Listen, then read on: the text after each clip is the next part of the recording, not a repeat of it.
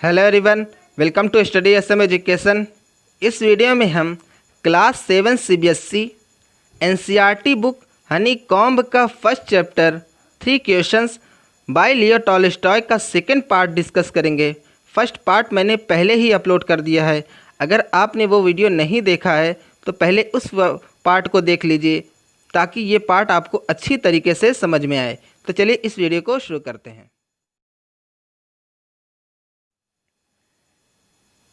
जैसे इस चैप्टर के फर्स्ट कॉम्प्रिहेंशन में हमने डिस्कस किया था कि एक किंग रहता है जिसके मन में थॉट आता है कि वह लाइफ में कभी डिसीव नहीं होगा अगर उससे इन 3 क्वेश्चन का आंसर पता रहे। जैसे उसका फर्स्ट क्वेश्चन क्या था कि किसी काम को करने का राइट टाइम क्या है, और जो उसका सेकंड क्वेश्चन था वो क्या था कि उसे किन लोगों पर भरोसा रखना चाहिए, आई मीन उसके लिए सबसे ज़्यादा ज़रूरी लोग कौन है। और जो थर्ड क्वेश्चन था उसका वो क्या था कि उसे कौन सा काम करना चाहिए। तो इसी क्वेश्चन का आंसर पाने के लिए वो एक हर्मिट के पास आ जाता है। तो चलिए देखते हैं आगे अपना सेकंड कॉम्प्रिहेंशन। जैसे the king turn round, king पीछे मुड़ा and saw a bearded man running towards them, और देखा कि एक बियर्डेड मैन उनकी तरफ दौड़ता हुआ आ रहा है। बियर्डेड मीन्स क्या होता है? दाढ़ी वाला। His hands were pressed against his stomach, उसने अपने हाथों से अपने स्टमक को पकड़ा हुआ था। आई मीन स्टमक मीन्स क्या होता है? पेट। फ्रॉम विच, जिससे ब्लड वॉज फ्लोइंग, ब्लड निकल रहा था। When he reach the king, जब वह किंग के पास पहुंचा। ही फेंटेड, वह फेंट आई मीन मूर्छित हो गया, फिर जिसको हम लोग क्या बोलते हैं? चक्कर आना या फिर बेहोश हो जाना। And fell to the ground, और ग्राउंड पर गिर गया। The king and the hermit remove the man's clothing, king और हर्मिट ने जो मैंस के क्लॉथ को आई मीन जो क्लॉथ पहना हुआ था उसको रिमूव किया, हटाया। And found a large wound in his stomach, और देखा कि उसके जो स्टमक में गहरा चोट था, आई मीन गहरा घाव था। वाउंड मीन्स क्या होता है? घाव, चोट। द किंग वाश्ड, किंग ने वाश किया। एंड कवर्ड इट, और इसे कवर किया। किसको कवर किया? इस वाउंड को, मतलब जो उसका जख्म था, उसका जो घाव था उसको वाश किया। विथ हिज हैंकरचीफ, अपने हैंकरचीफ से आई मीन रुमाल से। But the blood would not stop flowing, लेकिन जो ब्लड था वो रुकना बंद नहीं कर रहा था। The king redress the wound until at last the bleeding stop, जो किंग था तब तक उसने वाउंड को रिड्रेस्ड किया, आई मीन उस पर पट्टियाँ लगाई, जब तक लास्ट में जो ब्लीडिंग थी वो रुक ना गई। मतलब जब तक ब्लीडिंग रुक ना गई तब तक किंग ने उसकी पट्टियाँ आई मीन बदलता रहा। The man felt better, man को बेटर फील हुआ। And asked for something to drink, और कुछ पीने के लिए कहा। The king brought fresh water and gave it to him, king fresh water लाया एंड उसे दे दिया। बाय दिस टाइम, इस टाइम तक द सन हैड सेट, जो सन था वो सेट हो गया था, आई मीन डूब गया था। And the air was cool, और जो एयर थी वो कैसी थी? कूल थी, मतलब ठंडी हो गई थी।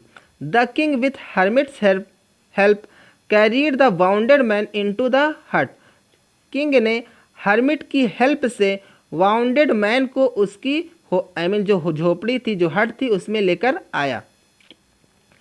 And laid him on the bed, और उसे बेड पर लिटा दिया। The man closed his eyes, आदमी ने अपनी आइज को क्लोज कर लिया। एंड ले क्वाइट, और शांति से लेट गया। The king tired by his walk and the work he had done lay down on the floor and slept through the night, मतलब जो किंग था वो अपनी वॉक से और जो कुछ भी काम उसने किया था उससे टायर्ड होकर आई मीन थक कर फ्लोर पर लेट गया और रात के लिए सो गया, आई मीन रात में सो गया। When he awoke, it was several minutes before he could remember where he was or who the strange bearded man lying on the bed was, मतलब जब वह उठा तो उसे कुछ समय आई मीन कुछ मिनट लग गया यह याद करने में कि वह कहाँ है, और ये जो बेड पर लेटा हुआ बियर्डेड मैन आई मीन जो दाढ़ी वाला स्ट्रेंज मैन कौन है, ये सब याद आने में उसे कुछ टाइम लग गया। फॉरगिव मी, मुझे माफ़ कर दो। Said the bearded man in a week voice, bearded man ने वीक वॉइस में आई मीन कमज़ोर आवाज़ में कहा। व्हेन ही सॉ दैट, जब उसने देखा कि द किंग वॉज अवेक, जब उसने देखा कि जो किंग है वो उठ गया है तो उसने क्या कहा, फॉरगिव मी, मतलब मुझे माफ़ कर दो। I do not know you, मैं तुम्हें नहीं जानता हूँ। And have nothing to forgive you for, और कुछ ऐसा नहीं है जिसके लिए मैं तुम्हें माफ़ करूँ। सेड द किंग, किंग ने कहा। यू डू नॉट नो मी, आप मुझे नहीं जानते हैं। बट आई नो यू, लेकिन मैं आपको जानता हूँ। I am that enemy of yours who swore revenge on you, मैं आपका एक एनिमी हूँ, आपका एक दुश्मन हूँ जिसने आपसे बदला लेने की कसम खाई थी। बिकॉज, क्योंकि you put my brother to death, क्योंकि आपने मेरे भाई को मौत की सज़ा सुनाई थी, मौत दी थी। एंड सीज्ड माई प्रॉपर्टी, और मेरी प्रॉपर्टी को सीज कर दिया था। I knew you had gone alone to see that hermit, मैं जानता था कि आप अकेले हर्मिट से मिलने के लिए गए हैं। And I made up my mind to kill you on your way home, और मैंने आपको आपके रास्ते में ही मारने का जो मन बनाया था। बट द डे पास्ड, लेकिन दिन गुजर गया। And you did not return, और आप वापस नहीं आए। So I left my hiding place, इसलिए मैंने अपना हाइडिंग प्लेस को छोड़ दिया, जहाँ पे मैं छुपा था उसको छोड़ दिया। And I came upon your bodyguard, और मैं आपके बॉडीगार्ड के सामने आ गया। हु रिकग्नाइज्ड मी, जिन्होंने मुझे पहचान लिया। एंड वाउंडेड मी, और मुझे घायल कर दिया। आई एस्केप फ्रॉम हिम, मैं उनसे तो बच निकला। But I should have died, लेकिन मैं मर जाता। If you had not dressed my wounds, अगर आप मुझे मेरे वाउंड्स को ड्रेस्ड ना करते, मेरे जो घाव थे उसकी पट्टियाँ ना करते, तो मैं मर जाता। I wish to kill you, मैंने आपको मारने के लिए इच्छा की थी। And you have saved my life, और आपने मेरी ज़िंदगी बचाई है। Now if I live I will serve you as your most faithful servant, अब मैं जब तक जिंदा रहूँगा मैं आपको आपकी खिदमत आपके सबसे वफ़ादार सर्वेंट के रूप में करता रहूँगा। सर्व मतलब क्या होता है, खिदमत करना, सेवा करना। And will order my sons to do the same, और अपने सन्स को भी यही करने के लिए ऑर्डर दूंगा। फॉरगिव मी, मुझे माफ़ कर दीजिए। The king was very happy to have made peace with his enemy so easily and to have won him over as a friend, king अपने एनिमी से, अपने दुश्मन से इतनी आसानी से पीस करके और एक फ्रेंड के रूप में उसे जीत करके बहुत ज़्यादा हैप्पी था। ही नॉट ओनली फॉरगिव हिम, उसने सिर्फ उसे माफ़ ही नहीं किया, बट सेड, लेकिन कहा, बल्कि कहा, he would send his servants, वह अपने सर्वेंट्स को भेजेगा। एंड हिज ओन डॉक्टर, और अपने खुद के डॉक्टर को भेजेगा। टू लुक आफ्टर हिम, उसकी लुक आफ्टर करने के लिए, उसकी देखभाल करने के लिए। And he promise to give back the man his property, और उसने उस आदमी को उसकी प्रॉपर्टी वापस करने के लिए प्रॉमिस किया। लीविंग द वाउंडेड मैन को छोड़ते हुए, the king went out of the हट, किंग हट से बाहर गया। And looked round for hermit, और हर्मिट को ढूंढने लगा। बिफोर ही गोइंग अवे, जाने से पहले, he wished once more to get answer to his question, उसने अपने क्वेश्चन का आंसर पाने के लिए एक बार और विश किया। The hermit was on his knees, hermit अपनी नीज पर था। सोविंग सीड्स, जो नीज मतलब क्या होता है, घुटनों के बल। Sowing seeds in the beds में, जो क्यारियाँ थीं उसमें बीज बो रहा था। That had been dug the day before, जिसको इसके पहले वाले दिन में क्या किया गया था, डग किया गया था, खोदा गया था। The king went up to the hermit, king hermit के पास गया। एंड सेड, और कहा, फॉर द लास्ट टाइम, आखिरी बार, I beg you to answer my question wise man, मैं आपसे वाइज मैन, आपसे मेरे क्वेश्चन का आंसर पाने के लिए रिक्वेस्ट कर रहा हूँ। बेग मीन्स क्या होता है, रिक्वेस्ट करना या फिर गिड़गिड़ाना। You have already been answered, तुम्हें जवाब मिल गया है। सेड द हर्मिट, हर्मिट ने कहा। स्टिल बेंडिंग डाउन, अब भी वो बेंड डाउन था, झुका हुआ था। टू द ग्राउंड पर। And looking up at the king, और किंग को देखते हुए। As he stood before him, जैसा कि वह उसके सामने खड़ा हुआ था। हैव आई बीन आंसर्ड, मुझे आंसर कैसे मिला है। व्हाट डू यू मीन, आपका मतलब क्या है। डू यू नॉट सी, क्या तुम नहीं देख रहे हो। रिप्लाइड द हमिट, हमिट ने रिप्लाई किया।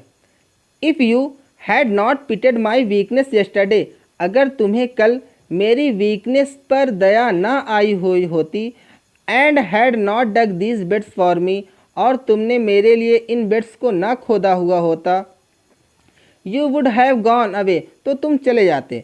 Then that man would have attacked you, तब वह आदमी तुम पर अटैक कर देता। And you would have wished you had stayed with me, लेकिन तुमने मेरे साथ मेरे यहाँ पे रहने के लिए विश किया। So the most important time was when you were digging the beds, तो सबसे इम्पॉर्टेंट टाइम वह था जब तुम इन बेड्स को डग कर रहे थे, खोद रहे थे। And I was the most important man, और मैं तुम्हारे लिए मोस्ट इम्पॉर्टेंट मैन था, मतलब जो सबसे ज़्यादा आदमी उस टाइम मेरे लिए तुम्हारे लिए कौन था, मैं था। And to do me good was your most important business, और मेरे लिए गुड करना अच्छा करना तुम्हारे लिए तुम्हारा मोस्ट इम्पॉर्टेंट बिजनेस था, मतलब तुम्हारा सबसे अच्छा काम क्या था, जो तुम मेरे लिए जो अच्छा काम कर रहे थे, मेरी जो तरस खाकर मेरे लिए पिटी फील करके जो मेरे लिए गुड कर रहे थे, वो तुम्हारा सबसे अच्छा सबसे ज़रूरी काम था। Afterwards when the man ran to us, इसके बाद जब आदमी हम पर हमारे पास दौड़ कर आया।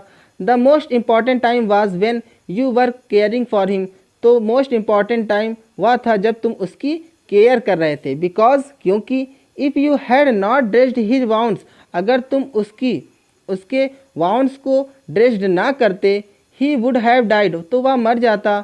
Without having made peace with you, तुम्हारे साथ बिना पीस किए हुए बिना तुम्हारे साथ पीस किए हुए वो मर जाता, और तुम उसके साथ दोस्ती भी ना कर पाते। So he was the most important man, तो इसलिए वह मोस्ट इम्पॉर्टेंट मैन था। And what you did for him, और जो कुछ भी तुमने उसके लिए किया, was your most important business, तुम्हारे लिए मोस्ट इम्पॉर्टेंट बिजनेस था, तुम्हारा सबसे ज़रूरी काम था। रिमेंबर देन, तब याद रखो, there is only one time that is important, सिर्फ एक ही टाइम होता है जो इम्पॉर्टेंट है। And that time is now, और वो टाइम कौन सा है, नाउ, मतलब जो चल रहा है, जो प्रेजेंट में चल रहा है, जो हमारे सामने हो रहा है, वही टाइम सबसे ज़्यादा इम्पॉर्टेंट है। It is the most important time, यही टाइम सबसे ज़्यादा इम्पॉर्टेंट है। बिकॉज, क्योंकि it is the only time, यही वो टाइम है, we have any power to add, जिसमें हम कुछ कर सकते हैं, हमारे जिसमें करने के लिए कुछ हमारे पास शक्ति होती है। ना तो हम पास्ट का कुछ कर सकते हैं, ना तो फ्यूचर का कुछ कर सकते हैं। जो कुछ भी करना है वो इसी प्रेजेंट में ही कर सकते हैं। तो जो प्रेजेंट हमारा चल रहा है वही हमारा सबसे इम्पॉर्टेंट टाइम है। The most necessary person is the person you are with at a particular moment, और जो मोस्ट नेसेसरी पर्सन या फिर मोस्ट इम्पॉर्टेंट पर्सन वो पर्सन होता है जिसके साथ हम उस पर्टिकुलर मोमेंट में होते हैं। For no one knows what will happen in the future, क्योंकि कोई नहीं जानता कि फ्यूचर में क्या होगा। And whether we will meet anyone else, और हम किसी और से कब मिलेंगे। The most important business is to do that person good, तो हमारा जो मोस्ट इम्पॉर्टेंट बिजनेस वो क्या है, उस पर्सन के लिए गुड करना है, मतलब अच्छी करना है, मतलब उस पर्सन के लिए भलाई का काम करना है। Because we were sent into this world for that purpose alone, क्योंकि हमें इस दुनिया में सिर्फ इसी पर्पज़ के लिए भेजा गया कि मतलब हमें दूसरों की भलाई करनी है, जो कमज़ोर हैं, जो गरीब हैं, जो इन लोगों की मदद करना चाहिए। सो इस तरह से इस स्टोरी का एक्सप्लेनेशन कंप्लीट हुआ। होप आपको इस स्टोरी का सेकंड कॉम्प्रिहेंशन अच्छे से समझ में आया होगा। फिर भी आपको कोई डाउट है, कोई प्रॉब्लम है, तो आप मुझे कमेंट सेक्शन में भी पूछ सकते हैं। If you like this video, please like, subscribe, comment and share with your friend. Thank you for watching this video. Thank you.